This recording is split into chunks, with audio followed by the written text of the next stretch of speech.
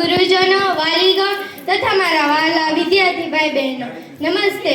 હું બગડા કૃષિ. આજે હું ખૂબ જ મહત્વના વિષય પર બોલવા આવી છું. ભારતની સ્વચ્છતા. આપણા જીવનમાં સ્વચ્છતાનું મહત્વ શબ્દોમાં સમજાવવું સરળ છે, પરંતુ તેને જીવનમાં ઉતારવું એટલું જ જરૂરી છે. મિત્રો, આપણે બધા જાણીએ છીએ, સ્વચ્છતા સ્વાસ્થ્યની ચાવી છે. જો પરિસર સ્વચ્છ હોય તો મન અને શરીર બંને તંદુરસ્ત અને ઉર્જાસભર રહી શકે. સુગંધિત અને સુંદર વાતાવરણ માત્ર દેખાવ માટે જ નહીં, પરંતુ જીવનની ગુણવત્તા માટે પણ અતિ મહત્વનું હોય છે.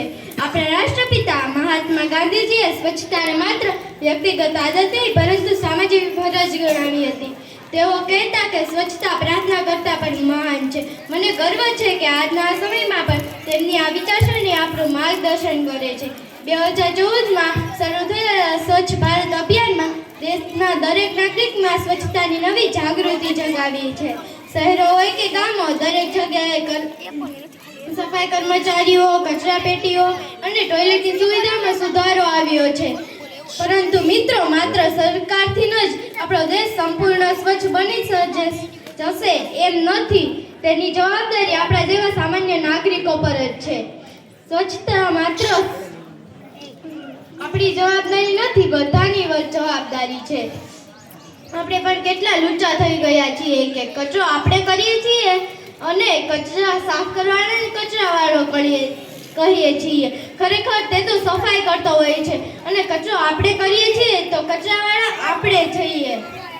તમે અમારી શાળાને રોજ જોતા હશો. કેટલી સુંદર છે અમારી શાળા, અને મને ગર્વ છે કે મારી શાળા જેવી સ્વચ્છતા તમને બીજે ક્યાં પણ જોવા નહીં મળે. અને આ સ્વચ્છતા અમારી સ્કૂલના બાળકોના કારણે જ છે. હું તેમને બધાને અભિનંદન આપું છું. મારી શાળા સ્વચ્છ શાળા. સ્વચ્છતા માત્ર સરકારની નીતિ નથી, આપણો સ્વભાવ છે, આપણા સંસ્કાર છે અને આપણા દેશ પ્રત્યેનો પ્રેમ છે. સ્વચ્છ ભારત બનશે ત્યારે સ્વચ્છ, સુરક્ષિત અને ઉજ્જવળ ભારતનું સ્વપ્ન સાકાર થઈ શકે. આપણે બધા આજે પ્રતિજ્ઞા લઈએ કે સ્વચ્છતા માત્ર વાતોમાં નહીં, પરંતુ આપણા આચરણમાં પણ દેખાશે. સ્વચ્છ ભારત મારો અધિકાર નહીં, પરંતુ મારી ફરજ છે. અસ્તુ. જય હિન્દ, જય ભારત.